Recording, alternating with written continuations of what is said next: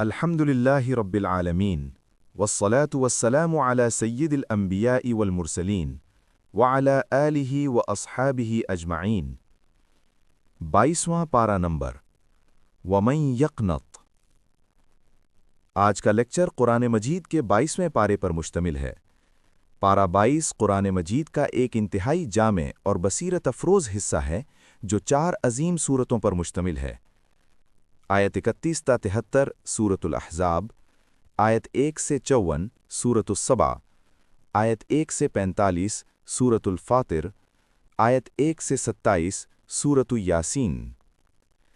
تفسیر ابن کثیر، تفہیم القرآن، معارف القرآن، روح المعانی، تفسیر طبری، تفسیر قرطبی اور تدبر قرآن جیسی مستند تفاسیر سے یہ پارا گھریلو زندگی کے اصولوں، انبیاء کی قوموں کے انجام، اللہ کی قدرت کاملہ اور قیامت کی حقیقت جیسے اہم موضوعات کا احاطہ کرتا ہے۔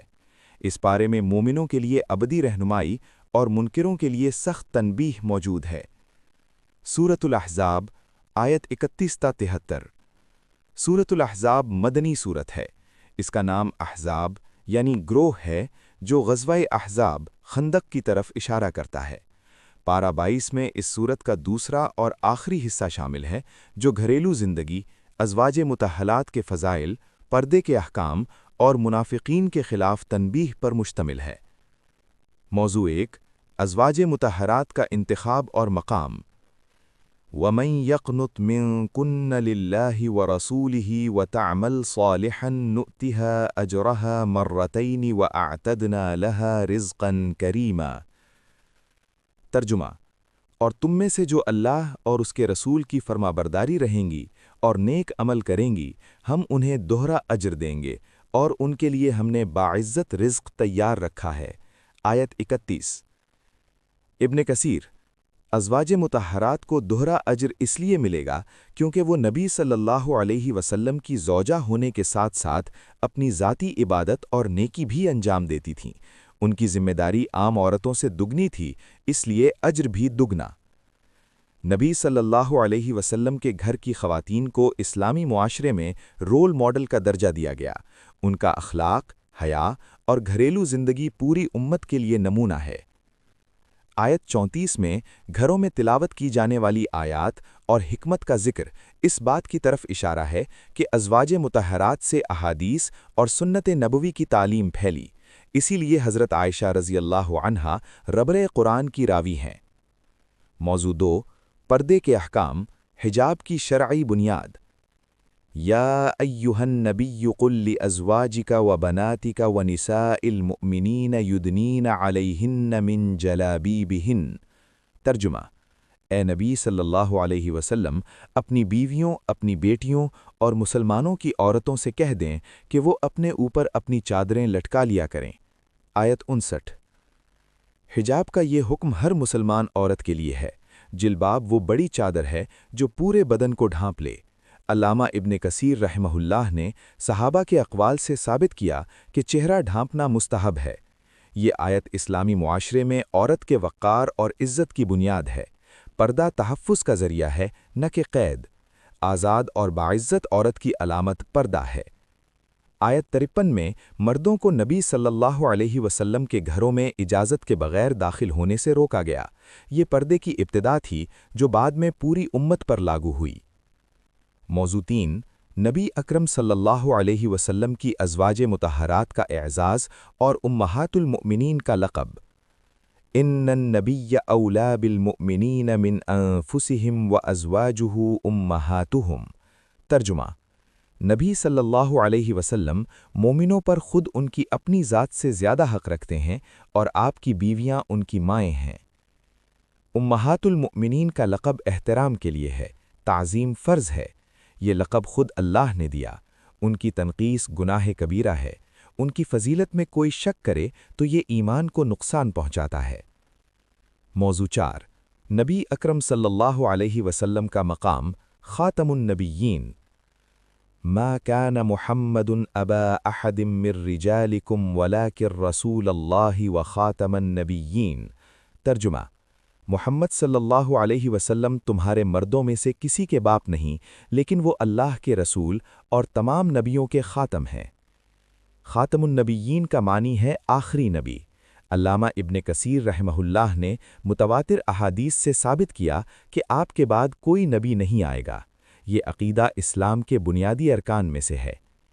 امام طبری فرماتے ہیں، تمام صحابہ، تابعین اور ائمہ نے خاتم النبیین کا یہی معنی لیا ہے کہ آپ کے بعد نبوت کا دروازہ ہمیشہ کے لیے بند ہو گیا۔ ختم نبوت اسلام کا وہ بنیادی عقیدہ ہے جس کے بغیر اسلام مکمل نہیں۔ قادیانی فرقہ اس آیت کی غلط تعویل کر کے اسلام سے خارج ہو گیا۔ موضوع 5، مومنوں اور مومنات کے فضائل۔ ان المسلمین والمسلمات والمؤمنین والمؤمنات والقانتین والقانتات۔ ترجمہ: بے شک مسلمان مرد اور مسلمان عورتیں، مومن مرد اور مومن عورتیں، فرمابردار مرد اور فرمابردار عورتیں، اللہ نے ان سب کے لیے مغفرت اور اجر عظیم تیار رکھا ہے۔ آیت 35۔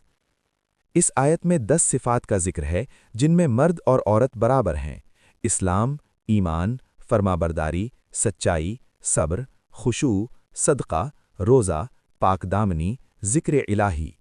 اسلام میں اجر کے اعتبار سے مرد اور عورت یکساں ہیں۔ موضوع 6، امانت کا بوجھ اور انسانی ذمہ داری۔ إِنَّا عَرَضْنَا الْأَمَانَةَ عَلَى السَّمَاوَاتِ وَالْأَرْضِ وَالْجِبَالِ فَأَبَيْنَ أَن يَحْمِلْنَهَا وَأَشْفَقْنَ مِنْهَا وَحَمَلَهَا الْإِنسَانُ إِنَّهُ كَانَ ظَلُومًا جَهُولًا۔ ترجمہ: ہم نے امانت کو آسمانوں، زمین اور پہاڑوں کے سامنے پیش کیا تو انہوں نے اس کے اٹھانے سے انکار کر دیا اور اس سے ڈر گئے، مگر انسان نے اسے اٹھا لیا کیونکہ اللہ نے اسے عقل اور اختیار دیا۔ امانت سے مراد تکلیف شرعی یعنی احکام الہی کی ذمہ داری ہے۔ آسمان اور زمین نے اس کی عظمت دیکھ کر ڈر سے انکار کیا، لیکن انسان نے اٹھا لیا کیونکہ اللہ نے اسے عقل اور اختیار دیا۔ امانت میں فرائض، حدود، حلال و حرام سب شامل ہیں۔ انسان نے جب یہ امانت قبول کی تو اللہ نے اسے اشرف المخلوقات بنایا، لیکن اگر وہ خیانت کرے تو ظالم اور جاہل بن جاتا ہے۔ سورۃ سبا، آیت 1 تا 54۔ سورۃ سبا مکی سورت ہے۔ سبا یمن کی ایک تاریخی قوم اور شہر کا نام ہے جس نے اپنی نعمتوں کی ناشکری کی اور تباہ ہو گئی۔ اس سورت میں توحید، قیامت، شکر گزاری اور پچھلی اقوام کے انجام کا بیان ہے۔ اللہ کی تعریف اور علم غیب۔ الحمد للہ الذی لہ ما فی السماوات وما فی الارض ولہ الحمد فی الآخرہ۔ ترجمہ: تمام تعریفیں اللہ کے لیے ہیں جس کی ملکیت ہے جو کچھ آسمانوں میں ہے اور جو کچھ زمین میں ہے، اور آخرت میں بھی تعریف اسی کے لیے ہے۔ آیت 1۔ سورت کا آغاز حمد سے ہوا جو دنیا اور آخرت دونوں پر محیط ہے۔ یہ اس بات کی دلیل ہے کہ اللہ کی حمد ازل سے ابد تک جاری ہے۔ حضرت داؤد اور سلیمان علیہ السلام کو اللہ کی عطا۔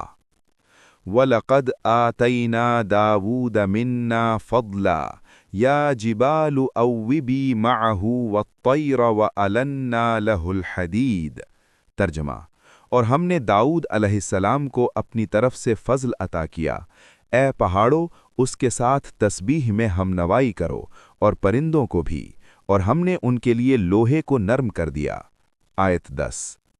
حضرت داؤد علیہ السلام کو 2 معجزات ملے، پہاڑ اور پرندے ان کے ساتھ تسبیح کرتے تھے، اور لوہا ان کے ہاتھ میں موم کی طرح نرم ہو جاتا تھا۔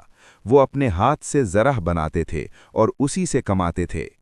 یہ آیت محنت اور حلال روزی کی فضیلت بتاتی ہے۔ اللہ کے نبی نے بادشاہت کے باوجود اپنے ہاتھ سے کام کیا اور اپنا رزق خود کمایا۔ یہ تواضع اور محنت کا عظیم سبق ہے۔ وَلِسُلَيْمَانَ الرِّيحَ غُدُوُّهَا شَهْرٌ وَرَوَاحُهَا شَهْرٌ۔ ترجمہ: اور سلیمان علیہ السلام کے لیے ہوا کو مسخر کر دیا جس کی صبح کی مسافت 1 مہینے کی اور شام کی مسافت 1 مہینے کی تھی۔ آیت 12۔ حضرت سلیمان علیہ السلام کو 5 معجزات ملے: ہوا، جنات، پرندوں کی زبان، تانبے کا چشمہ اور ملکوت کا مخصوص اقتدار۔ یہ سب اللہ کی عطا تھی، نہ کہ ان کی اپنی کمائی۔ कौम सबा का उरूज और जवाल, नाशुक्री का अंजाम। लक़द कान लिसबइन फ़ी मस्कनिहिम आयतुन जन्नतानि अन यमीनिन व शिमालिन कुलू मिर रिज़्क़ि रब्बिकुम वश्कुरू लह। तर्जुमा: कौम सबा की बस्ती यानी मारिब एक जन्नत नज़ीर मकाम थी। यमन में सैलाब रोकने का मशहूर बांध सद्दे मारिब था, जिसकी बदौलत पूरी वादी सरसब्ज थी। लेकिन जब उन्होंने नाशुक्री की तो सैलाब अरम आया और सब तबाह हो गया। सबा की ये कहानी सिर्फ तारीख नहीं, ये हर उस कौम के लिए सबक है जो नेमतों में मगन होकर अल्लाह को भूल जाए। आज मुसलमानों का इन्हितात भी इसी नाशुक्री का नतीजा है। फ़अअरदू फ़अरसलना अलैहिम सैलल अरम। तर्जुमा: तो उन्होंने मुंह फेर लिया तो हमने उन पर सैलाब अरम भेज दिया। आयत 16। सैलाब अरम एक ज़बरदस्त सैलाब था जो मारिब बांध टूटने से आया। इससे उनके तमाम बागात तबाह हो गए और जगह जगह बिखर गए। ये वाक़या तारीख़ में महफूज है और असरी शवाहिद से साबित है। शैतान का कोई इख्तियार नहीं, सिर्फ वसवसा। वलक़द सद्दक़ अलैहिम इब्लीसु ज़न्नहु फ़त्तबऊहु इल्ला फ़रीक़म मिनल मुअमिनीन। तर्जुमा: और इब्लीस ने उन पर अपना गुमान सच कर दिखाया तो वो उसके पीछे चल पड़े, सिवाय मोमिनों की एक जमात के। आयत 20। शैतान ने कसम खाई थी कि वो इंसानों को गुमराह करेगा। अल्लाह ने यहाँ उसकी बात सही करार दी, क्योंकि अक्सर लोग उसकी पैरवी करते हैं, मगर मोमिन उसके वसवसे को पहचान कर बच जाते हैं। क़यामत का इनकार करने वालों का जवाब। वक़ाल अल्लज़ीन कफ़रू ला तअतीना अस्साअह क़ुल बला व रब्बी लतअतियन्नकुम। तर्जुमा: और काफिरों ने कहा कि हम पर क़यामत नहीं आएगी। कह दो हाँ, क्यों नहीं, मेरे रब की कसम, वो ज़रूर आएगी। आयत 3। कुरान ने क़यामत का इनकार करने वालों को सख्त जवाब दिया और नबी सल्लल्लाहु अलैहि वसल्लम को हुक्म दिया कि अल्लाह की कसम खाकर क़यामत को यकीनी करार दें। ये कुरान में 3 मकामात में से एक है जहां नबी सल्लल्लाहु अलैहि वसल्लम को कसम खाने का हुक्म हुआ। सूरतु फातिर, आयत 1 ता 44। सूरतु फातिर मक्की सूरत है। फातिर का मानी है पैदा करने वाला, इब्तिदा करने वाला। ये सूरत तौहीद, फरिश्तों की तख्लीक, कुदरत इलाही और इंसानी गफलत के मौज़ूआत पर मुश्तमिल है। अल्हम्दुलिल्लाहि फ़ातिरिस समावाति वल अर्द जाइलिल मलाइकति रुसुलन ऊली अजनिहतिम मस्ना व सुलास व रुबा। तर्जुमा: तमाम तारीफ़ें अल्लाह के लिए हैं जो आसमानों और ज़मीन का पैदा करने वाला है, फरिश्तों को कासिद बनाने वाला, जिनके 2-2, 3-3 और 4-4 पर हैं। आयत 1। फरिश्तों के परों की तादाद मुख्तलिफ है। हज़रत जिब्रील अलैहिस्सलाम के तो 600 पर हैं, जैसा कि हदीस में आया है। मसना व सुलासा व रुबा अक़ल तादाद बयान की गई। कसीर तादाद का इल्म अल्लाह को है। फरिश्तों का जिक्र इसलिए कि मुशरिकीन मक्का उन्हें अल्लाह की बेटियां कहते थे। कुरान ने वाज़ेह किया कि ये अल्लाह के बंदे और कासिद हैं, इनकी इबादत हराम है। दुनिया की ज़िंदगी धोखा है। या अय्युहन्नासु इन्न वअदल्लाहि हक़्क़ुन फ़ला तग़ुर्रन्नकुमुल हयातुद दुनिया वला यग़ुर्रन्नकुम बिल्लाहिल ग़रूर। तर्जुमा: ए लोगो, अल्लाह का वादा यकीनन सच्चा है, पस दुनिया की ज़िंदगी तुम्हें धोखे में न डाले और न वो बड़ा धोखेबाज शैतान तुम्हें अल्लाह के बारे में फ़रेब दे। आयत 5। अल-गरूर शैतान का वस्फ है जो हमेशा इंसान को आखिरत से गाफिल करता है। दुनिया की मोहब्बत तमाम बुराइयों की जड़ है और शैतान इसी मोहब्बत से फ़ायदा उठाता है। उलमा का मकाम, वही अल्लाह से डरते हैं। इन्नमा यख्शल्लाह मिन इबादिहिल उलमाउ इन्नल्लाह अज़ीज़ुन अफ़ूर। तर्जुमा: अल्लाह के बंदों में से सिर्फ उलमा ही अल्लाह से डरते हैं, बेशक अल्लाह ज़बरदस्त और बख्शने वाला है। आयत 28। यहाँ उलमा से मुराद वो लोग हैं जो अल्लाह की ज़ात, सिफ़ात और कुदरत की मारिफत रखते हों। जितना अल्लाह को जानोगे उतना ही डरोगे। लिहाजा सबसे बड़ा आलिम वो है जिसे अल्लाह का खौफ सबसे ज़्यादा हो। خشیت الہی علم کا پھل ہے۔ جو عالم ہو کر اللہ سے نہ ڈرے وہ در حقیقت عالم نہیں بلکہ معلومات جمع کرنے والا ہے۔ حقیقی علم وہی ہے جو دل کو جھکا دے۔ اس آیت میں خشیت کو علم کی کسوٹی بنایا گیا۔ کتابیں رٹنے سے آدمی عالم نہیں بنتا، عالم وہ ہے جس کا علم اسے اللہ کے سامنے جھکا دے۔ وارثان کتاب، 3 قسم کے لوگ۔ ثم اورثنا الكتاب الذین اصطفینا من عبادنا فمنهم ظالم لنفسه ومنهم مقتصد ومنهم سابق بالخیرات بإذن اللہ۔ ترجمہ: پھر ہم نے اس کتاب کا وارث بنایا ان لوگوں کو جنہیں ہم نے اپنے بندوں میں سے چن لیا، ان میں سے بعض اپنے نفس پر ظلم کرنے والے ہیں، بعض میانہ رو ہیں اور بعض نیکیوں میں سبقت لے جانے والے ہیں۔ آیت 32۔ یہ امت محمدی کی 3 اقسام ہیں۔ نمبر 1، ظالم لنفسہ، جو فرائض میں سستی کرے۔ نمبر 2، مقتصب، جو فرائض ادا کرے مگر نوافل کم۔ نمبر 3، سابق بالخیرات، جو فرائض کے ساتھ نوافل اور اعلیٰ اعمال میں آگے ہو۔ تینوں کو وارثان کتاب کہا گیا، جو دلیل ہے کہ ظالم لنفسہ بھی مسلمان ہے، وہ کافر نہیں۔ یہ آیت ان لوگوں کے رد میں ہے جو گناہگار مسلمانوں کو کافر قرار دیتے ہیں۔ گزشتہ اقوام سے سبق اور اللہ کی حکمت۔ فَهَلْ يَنظُرُونَ إِلَّا سُنَّةَ الْأَوَّلِينَ فَلَن تَجِدَ لِسُنَّةِ اللَّهِ تَبْدِيلًا وَلَن تَجِدَ لِسُنَّةِ اللَّهِ تَحْوِيلًا۔ ترجمہ: تو کیا یہ لوگ صرف گزشتہ لوگوں کے انجام کا انتظار کر رہے ہیں؟ پس تم اللہ کے دستور میں کوئی تبدیلی نہیں پاؤ گے اور نہ اللہ کے دستور میں کوئی رد و بدل پاؤ گے۔ آیت 43۔ سنت اللہ یعنی اللہ کا قانون۔ جو قوم حق کو ٹھکرائے، ظلم کرے اور سرکشی اختیار کرے وہ لازماً تباہ ہوتی ہے۔ یہ قانون کسی کے لیے نہیں بدلتا، نہ مسلمانوں کے لیے نہ غیر مسلمانوں کے لیے۔ سورۃ یاسین، آیت 1 سے 27۔ سورۃ یاسین مکی سورت ہے اور اسے قلب قرآن کہا گیا ہے۔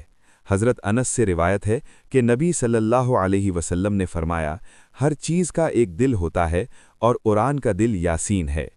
پارہ 22 میں اس سورت کا ابتدائی حصہ آیت 1 سے 27 شامل ہے، جس میں توحید، نبوت کا ثبوت اور اصحاب قریہ کا واقعہ بیان ہوا۔ یاسین، قرآن کا دل۔ یاسین والقرآن الحکیم انک لمن المرسلین علی صراط مستقیم۔